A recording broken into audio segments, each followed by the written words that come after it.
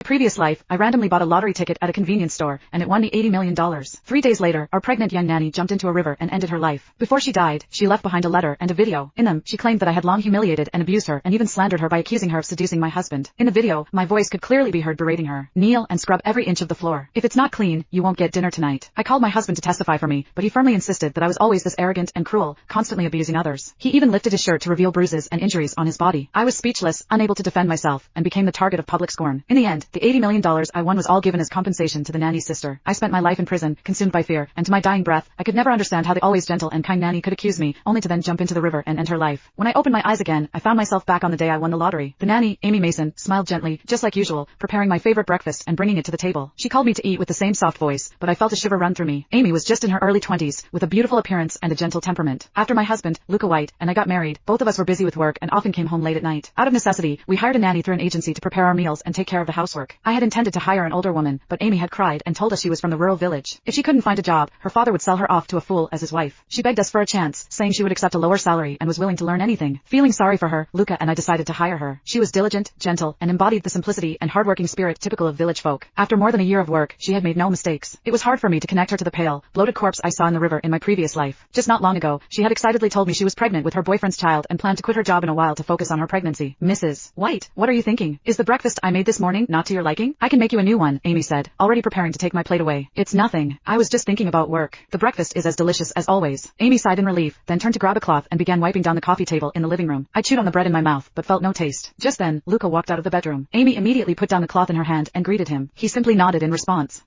He walked over to me, took the half-eaten, dry piece of bread from my hand, and thoughtfully spread blueberry jam. If it hadn't been for the fact that, in my previous life, he had angrily accused me of being a malicious woman in front of everyone, I might have been fooled by his considerate, good husband act. In my previous life, everyone believed that I had driven Amy to her death. I had seen Luca as my last hope. He knew exactly how I treated her. Yet, I never expected him to become the final straw that broke me. He held Amy's lifeless body in his arms, his eyes red with anger as he shouted at me, "You often bully and beat me, and I can tolerate that because I'm your husband. No matter what, I could endure. But Amy is innocent. She worked so hard, and you forced her to the point where she jumped into the river." Luca screamed in agony, his voice hoarse, as if he'd gone mad. He even showed everyone the bruises and wounds on his body, trying to prove to the world that I was a cruel, abusive woman. I was too weak to defend myself, just sitting there, helpless, while the crowd pointed their fingers at me. How heartless can this woman be? She even beats her husband. Yeah, and she was pregnant. That's 2 lives lost. How could anyone be so heartless? The insults felt like sharp blades piercing through my skin, but I couldn't refute any of it. The police took me away. In court, the letter, the video, and the witness testimonies piled up. Each piece of evidence was as solid as a mountain. I became the online target of scorn, labeled as a heartless employer and a bullying, malicious woman. Even on the way from the courtroom to the prison, countless people threw rotten eggs at my head, condemning me. Yet, even as I was tortured to death in prison, I couldn't understand why Amy suddenly ended her life. Why were there marks of abuse on Luca's body? Now that I was given a second chance at life, I was determined to uncover the truth. I had to know what really happened.